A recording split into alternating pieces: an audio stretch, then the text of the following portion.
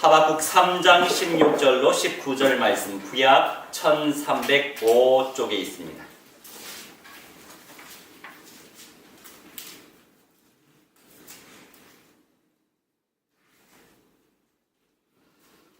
하박국 3장 16절로 19절 말씀, 우리 함께 합독합니다. 내가 들었으므로 내 창자가 흔들렸고 그 목소리로 말미암아 내 입술이 떨렸도다. 무리가 우리를 치러 올라오는 환난 날을 내가 기다림으로 썩어지는 것이 내 뼈에 들어왔으며 내 몸은 내 처소에서 떨리는도다. 비록 무화과 나무가 무성하지 못하며 포도나무에 열매가 없으며 감람나무에 소출이 없으며 밭에 먹을 것이 없으며 우리의 양이 없으며 외양간에 소가 없을지라도 나는 여호와로 말미암아 즐거워하며 나의 구원의 하나님으로 말미암아 기뻐하리로다. 주 여호와는 나의 힘이시라. 나의 발을 사슴과 같게 하사 나를 나의 높은 곳으로 다니게 하시기로다. 이 노래는 지휘하는 사람을 위하여 내 수금에 맞춘 것이니라. 아멘. 잠시 기도합니다. 우리 하나님, 모든 문제와 위기 속에서도 우리 주 여호와 하나님께서 우리와 늘 함께 하신다는 그 사실 속에서 주님의 생명을 근원적으로 누리게 해 주옵소서. 예수 그리스도의 이름으로 기도하옵나이다. 아멘. 오늘 우리 하나님께서 주실 말씀의 제목은요, 무엇을 놓고 기도하십니까? 무엇을 놓고 기도하십니까? 라고 하는 주제의 말씀입니다. 하박국 선지자가 기도하는 내용이에요. 여호와여, 내가 부르짖어도 주께서 듣지 아니하시니 어느 때까지리까? 주님이 안 들어주셨나봐요, 기도를. 내가 강포로 말미암아 외쳐도 주께서 왜 구원하지 아니하십니까? 굉장히 애통해했던 하박국의 중심을 우리가 볼 수 있어요. 이것이 바로 하박국 선지자의 외침인데, 이런 고통과 아픔이 내게 찾아오셨습니까? 혹여 이런 상황들 가운데 놓여져 있으십니까? 괜찮습니다. 그 속에서도 우리 주님이 함께 하시기 때문이에요. 할렐루야. 주님이 지금도 함께 하세요. 그런 고통을 이겨낼 수 있도록 주님께서 천국의 평안을 베푸실 줄 말씀대로 믿으시기 바랍니다. 우리 주보의 메시지 순서를 참고하시기 바랍니다. 서론의 1번 같이 읽겠습니다. 남유다의 잘못과 그에 따른 징벌에 대한 내용이에요. 자, 대주제 하나님께서 무엇을 가장 기뻐하시며 무엇을 가장 싫어하실까요? 주님은 주님을 범사에 인정하며 주님을 찬양하며 마음을 다해 주님을 예배하는 것을 가장 기뻐하세요. 예배하면 괜히 따분한 것 같아요. 예배하면 괜히 앉아가지고 입만 뻥긋하는 것 같아요. 예배하면 말씀만 들어야 되는 게 힘들어요. 그죠? 그럴 수 있어요. 왜? 우리가 육신을 가지고 있기 때문에. 그런데 이사야 43장 21절 말씀에 내가 너희를 지은 것은 나를 찬송하게 하려 합니다. 왜 내가 이 세상에 태어났지? 내가 왜 살고 있지? 성경에 하나님께서 말씀하고 계십니다. 예배 속에서 하나님의 음성을 체험하고 예배 속에서 하나님의 은혜를 체험하다 보면 문제 속에서도 하나님의 계획이 보여지고 문제가 답이 될 수가 있어요. 문제가 문제로 끝나지 않습니다. 그리스도로 시작하고 그리스도로 그 과정을 밟고 그리스도로 결론 내면 낼수록 문제 속에서 하나님의 음성이 체험되어진다는 거죠. 그렇기 때문에 믿음으로 세상을 이기었노라, 그 말씀이 우리에게 성취되는 것입니다. 주님께 영광 돌릴 생각과 마음과 자세와 태도를 누리는 것이 주님께 나를 드리는 거예요. 말로서만 드리는 것이 아니라 시간도, 공간도, 마음도, 생각도 주님께 드리는 것이 바로 예배라는 거죠. 주님께 나를 드린다는 것은 주님께 내 생각을 집중한다는 거예요.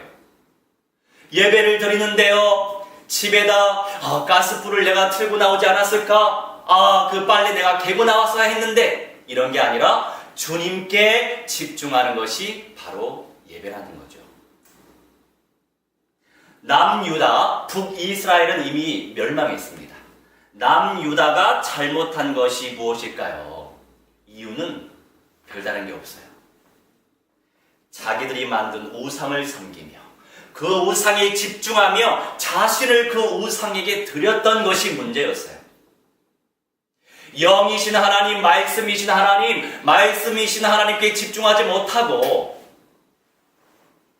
내가 만든, 우리가 만든, 눈에 보이는, 손으로 만질 수 있는, 또는 내 나름의 기준과 수준과 한계와 나의 모든 생각들, 말씀이 아니고 하나님이 아니고 성경이 아니고 복음이 아닌, 그리스도가 아닌 그 모든 생각들, 그게 바로 우상이라는 거죠.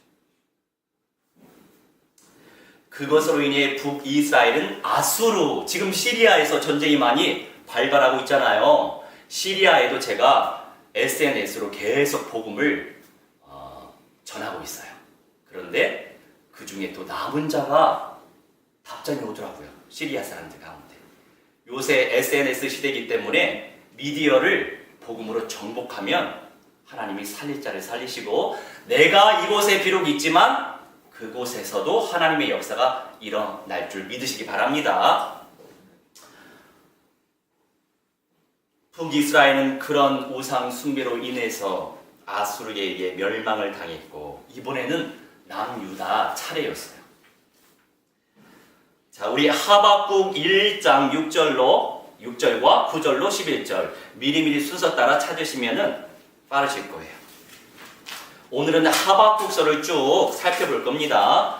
하박국 1장 6절과 9절로 11절. 절이 많기 때문에 뛰어넘었어요. 자, 우리 같이 합독합니다. 보라, 내가 사납고 성급한 백성 곧 땅이 넓은 곳으로 다니며 자기의 소유가 아닌 거처들을 점령하는 갈대아 사람을 일으켰나니, 그들은 다 강포를 행하러 오는데 앞을 향하여 나아가며 사람을 사로잡아 모기를 모래같이 많이 할 것이요, 왕들을 멸시하며 방백을 조소하며 모든 견고한 성들을 비웃고 흉벽을 쌓아 그것을 점령할 것이라. 그들은 자기들의 힘을 자기들의 신으로 삼는 자들이라. 이에 바람같이 급히 몰아 지나치게 행하여 범죄하리라. 아멘. 자, 갈대아 하면은 생각나는 사람, 아브라함의 아버지 데라. 갈대아라고 하는 지역은 지금의 이라크, 메소포타미아 그 지역을 의미해요. 굉장히 예전부터 그 메소포타미아와 유프라테스 강이라고 해서 굉장히 비옥한 토지였는데, 아니 지금은 다 사막화되어 있어요. 안타깝지요? 우상을 숭배할수록 그 땅도 저주를 받는답니다. 영육간에. 근데 또 요새 유가가 떨어져가지고 조금 안타깝지만 우리에게는 도움이 되는 것 같아요. 여하튼 그 지역의 갈대아 사람들을 일으켜서 너희들에게 징계를 내가 일으킬 것이다. 왜 그랬을까요? 우상을 숭배하다 보니까, 주님께 집중하지 못하다 보니까, 내게 환경적으로 상황적으로 여러 가지 사건과 문제가 뭐가 발생됐습니까? 나를 돌아보라고 하는 하나님의 사인이에요. 내가 주님께 집중하고 있는가? 말씀 안에서 하나님의 은혜와 하나님의 임재를 체험하고 있는가? 거기에 집중하시면 됩니다. 결국에 갈대아에서 바벨론이라고 하는 나라를 일으키셔가지고 남유다를 심판하셨죠. 자, 우리 서론의 두 번째 같이 읽습니다. 하박국의 간절한 호소. 자, 미리 찾으시면 될 것 같고요. 하박국이 여호와께 여쭙니다. 왜 더 악한 이방인들을 통해 남유대를 치게 하시는 겁니까? 하지만 하나님께서는 그 질문에 대한 확실한 대답은 하지 않으시고, 주님께서 이루실 일을 분명히 이루시겠다고만 확언만 하십니다. 게다가 의인은 믿음으로 말미암아 살리라. 유명한 내용이죠. 하박국 2장에 기록되어 있더라고요. 우리 하박국 2장 2절로 4절 말씀 합독하겠습니다. 여호와께서 내게 대답하여 이르시되 너는 이 묵시를 기록하여 판에 명백히 새기되 달려가면서도 읽을 수 있게 하라. 이 묵시는 정한 때가 있나니 그 종말이 속히 이르겠고 결코 거짓되지 아니하리라. 비록 더딜지라도 기다리라. 지체되지 않고 반드시 응하리라. 보라, 그의 마음은 교만하며 그 속에서 정직하지 못하나 의인은 그의 믿음으로 말미암아 살리라. 아멘. 우리가 이 현실을 살아갈 때에 믿음대로 살아가는 사람이 육신적으로 볼 때는 더 힘들어 보일 때도 있죠. 왜 그럴까 싶어요. 근데 결국엔 믿음을 누리면 누릴수록 세상이 두렵지 않습니다. 그래서 히브리 기자는 이렇게 얘기하죠. 초대교회 때 아니 이 사람들은요 톱날로 목을 자르고 불구덩이 속에 집어넣고 그럼에도 불구하고 이렇게 생각했어요. 아, 우리 하나님께서 주실 상이 더 크겠구나. 그래서 그 사람들을 두고서 하시는 말씀이 있습니다. 세상이 감당치 못할 사람이로다. 내가 세상을 감당치 못하는 게 아니라 세상이 나를 감당하지 못한다. 그런 믿음의 소유자가 되시기를 주의 이름으로 무한대로 축원합니다. 세상이 감당치 못할 자가 되길 저도 간절히 소망합니다. 그런데 우리 여호와 하나님께서 약속하시지요. 내가 준 묵시 계시된 말씀, 약속의 말씀은 반드시 응한다. 우리가 말씀을 들을 때 어떻게 듣고 계십니까? 물론 은혜 받는 거 좋아요. 은혜 받아야죠. 내 영혼 살아나는 거 좋습니다. 그런데 그 말씀의 은혜 속에서 하나님의 음성이 체험되어지고 아 그렇구나 이 말씀을 붙잡고 붙들고 기도해야지. 내 힘으로는 순종할 수 없기 때문에 내 힘으로는 그 말씀 따를 수 없기 때문에 하나님의 성령께서 역사하시도록 이 말씀을 약속으로 붙잡고 기도해야 되겠구나. 하나님 반드시 말씀을 응해 주옵소서. 이렇게 말씀을 붙잡고 기도하는 것이 바로 언약 기도입니다. 내 기도할 수 있어요. 내 소원 빌 수 있어요.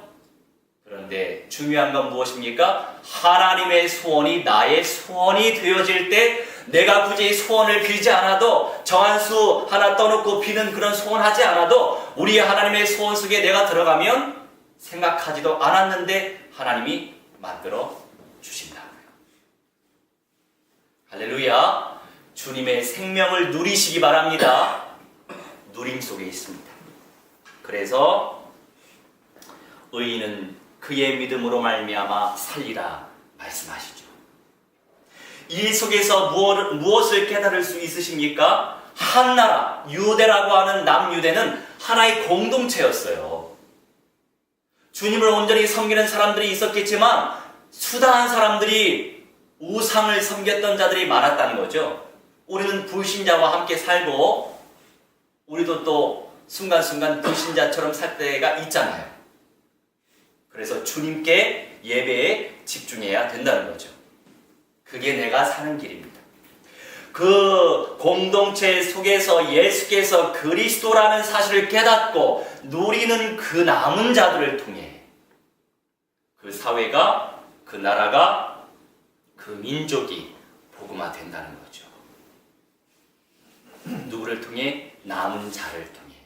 나를 통해, 우리를 통해 우리 하나님께서 온전히 하나님을 의지하고 섬길 자들을 살리신다는 거죠. 할렐루야.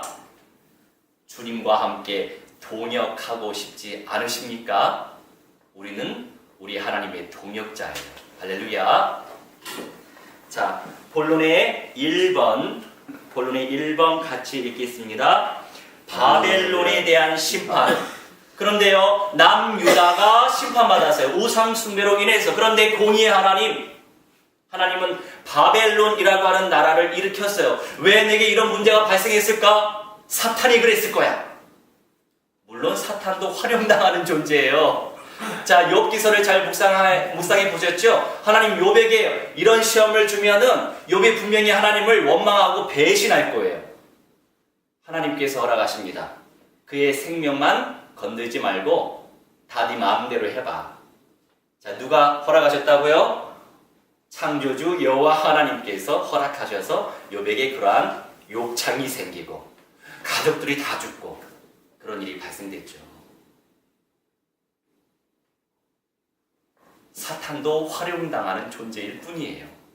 자, 그렇다면 복음을 가진 자가 어떤 문제들이 닥쳤을 때 원망불평이 나오기보다도 하나님, 이 문제 속에서 이 갈등과 위기와 재앙 속에서 하나님께서 내게 이루실 일이 무엇입니까? 라고 기도가 되어지길 바랍니다. 그러면 자유함이 있어요. 그러면 내 마음에 이 응어리진 내 마음을 하나님께 토로하는 거잖아요. 속도 시원해요. 그리고 하나님께서 분명히 나에게 말씀을 주실 거예요. 할렐루야. 우리는 성공자예요. 이미 성공한 인생이에요. 그렇습니까? 이 세상에 태어난 것 그 자체가 성공자예요. 할렐루야. 출세하길 원하십니까? 이 세상에 보내진 것 자체가 출세한 거예요. 왜요? 천사들은요, 우리같이 육신을 입을 수가 없어요. 영적인 존재인데. 그런데 우리는 육신을 입고서 이 세상에서 사탄 악령들과 싸우면서 복음의 빛을 누리면서 하나님을 찬양하고 영광을 돌리는 거예요. 그런데 오라 나는 곤고한 자로다. 내 지체의 법, 하나님의 법을 따르길 원하지만 한편으로는 육체 안에 있는 지체의 법이 또 있어요. 욕심대로 살고 싶어요. 탐욕을 저지르고 싶어요. 정욕대로 살고 싶어요. 이게 바로 지체의 법. 이 갈등 속에서 너는 선을 선택하길 원해, 악을 선택하길 원해. 우리 하나님 우리에게 자유의지를 주셨잖아요.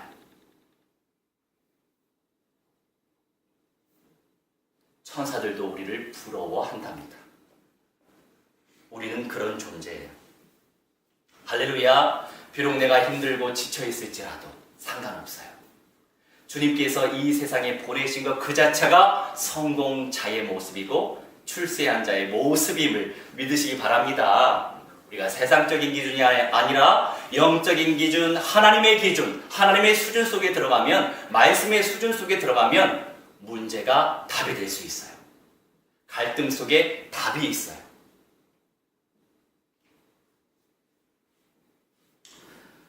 주님께서는 남유대의 우상숭배를 누리면 누릴수록 육신적으로 음란은 따라와요. 같이 와요. 늘 공존해요. 이게 영육간에.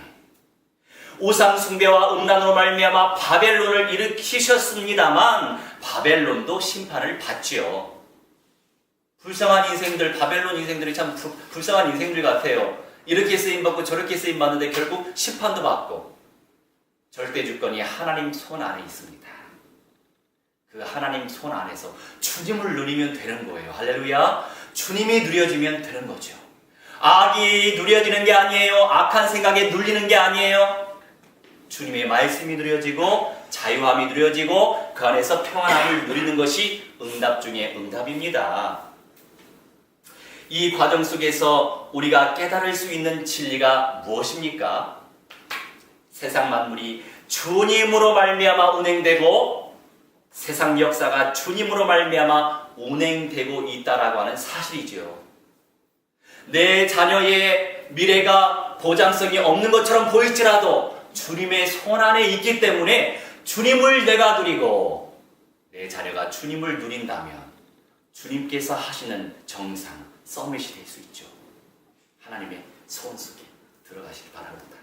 남유대를 심판하시기 위해 바벨론을 일으키셨습니다만 바벨론 또한 바사 제국, 페르시아의 이름이죠. 바사 제국을 일으키셔서 심판하시겠다고 또 선포하셨어요. 자, 우리 하박국 2장 7절로 8절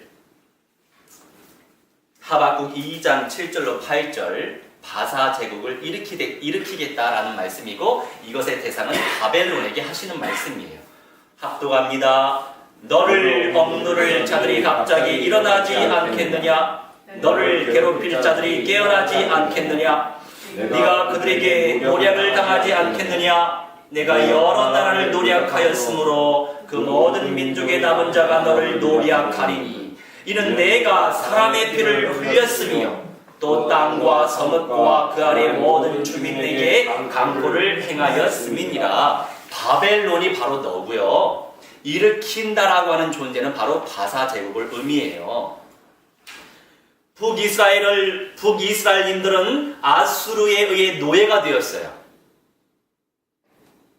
남유대인들은 바벨론에 의해 70년 동안 포로 생활을 했습니다. 그나마 나아요. 아수르의 어떤 정치적인 전략은 무엇이냐면 북이스라엘인들을 멸절시키고자 싶었어요. 그래가지고 혼혈 정책을 펼쳤습니다. 그래서 아수르인들을 그쪽으로 이사시키고 결혼하게 했어요. 그 후손이 유명하죠? 사마리아인들이에요. 그래서 얘네들은 혼혈 족속이야 해서 다른 유대인들이 다 멸시했죠. 사마리아 땅으로 가지도 않고 돌아서 저 북쪽으로 갔단 말이에요. 굉장히 육신적이죠? 우리가 복음적인 마인드를 가지고 있어야 되겠죠. 복음으로 생명을 살릴 수 있습니다. 그리고 겸손할 때 높여주십니다. 겸손할 때 열려져요. 닫혔던 것이 열려져요. 하지만 교만하면 낮추십니다. 열려졌던 것도 닫혀지는 원리가 그 속에 있어요. 매 순간 나는 겸손하고 온유하게 주님 앞에서 생각하고 표현하고 행동하고 계십니까? 우리 자신을 매 순간 되돌아볼 때 그 속에서 성령의 음성을 온전히 깨달아 누릴 수 있어요. 할렐루야. 우리 본론의 두 번째 같이 읽습니다. 오직 여호와는 어디에 계신다고 말씀하고 계십니까? 하박국 2장 18절로 20절. 하박국 2장 18절로 20절 말씀 우리 합독합니다. 새긴 우상은 그 새겨 만든 자에게 무엇이 유익하겠느냐? 부어 만든 우상은 거짓 스승이라. 만든 자가 이 말하지 못하는 우상을 의지하니 무엇이 유익하겠느냐? 나무에게 깨라 하며 말하지 못하는 돌에게 일어나라 하는 자에게 화 있을진저. 그것이 교훈을 베풀겠느냐? 보라, 이는 금과 은으로 입힌 것인즉 그 속에는 생기가 도무지 없느니라. 오직 여호와는 그 성전에 계시니 온 땅은 그 앞에서 잠잠할지니라 하시니라. 오직 여호와는 그 성전에 계시니. 자, 이때 말하는 성전의 의미가 무엇입니까? 건물을 의미하는 개념이 아니고 주님을 예배하고 주님을 찬양하고 주님을 기념하는 그 현장이 바로 하나님께서 말씀하시는 거룩한 전이다 이거죠. 그리고 신약시대에 누가 주님의 성전입니까? 바로 우리가 주님의 성전이에요.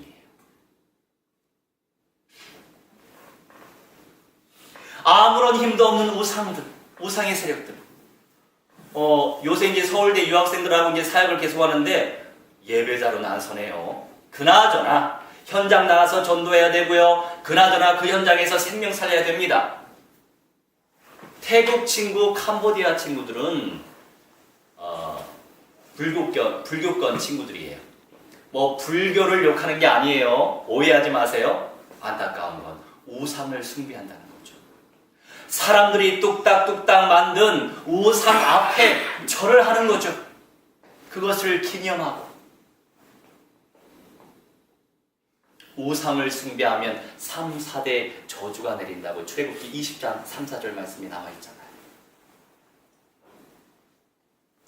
그 친구들에게 어떻게 지속적으로 한글 가르치면서 교제를 지속적으로 해야 되잖아요. 좋은 방법.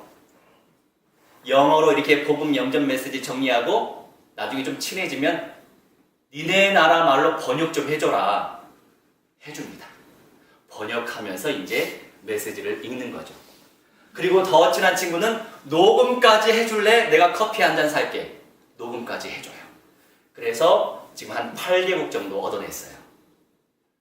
그래서 이제 캄보디아, 태국, 저 인도네시아 여기까지 얻어냈거든요. 뭐 하겠습니까? 요새 미디어를 정복하라. 무엇으로요? 복음으로. 인도네시아 사람들한테, 캄보디아 사람들한테 마구 보내는 거죠. 시간 날 때마다. 구원받을 사람은 준비되어 있더라고요. 할렐루야. 이 자리에서 세계복음화의 언약을 하나님께서 이루시는 거죠. 자, 근본적인 문제에 사로잡혀 사는 인생들이 누구입니까? 우상 숭배로 인해 세계 역사는 침략당하고 침략하고 멸망당하고 멸망시켰습니다. 언젠가 이런 말씀 드렸었죠? 숙종시대에, 조선왕조 숙종시대에 재위 기간 동안에 굶어서 죽은 사람들이 25만 명이나 되었대요. 그때 뭐 얼마나 많은 사람들이 있었겠어요. 지금이야 우리가 7천만 시대지만 1700년도 25만 명이면 엄청난 수죠. 굶어서 죽었다고 그래요. 왜 그랬을까요? 우상을 숭배하니까요. 우리 조상님들 잘 섬겨야죠. 살아계실 때. 돌아가시면 천국으로 가시는지 지옥으로 가시는지 말 안 해도 알잖아요. 안 올 수가 없어요. 그 앞에 앉아서 영광 누리는 자가 누굽니까? 귀신이죠. 그러니까 고린도전서 10장 20절 말씀에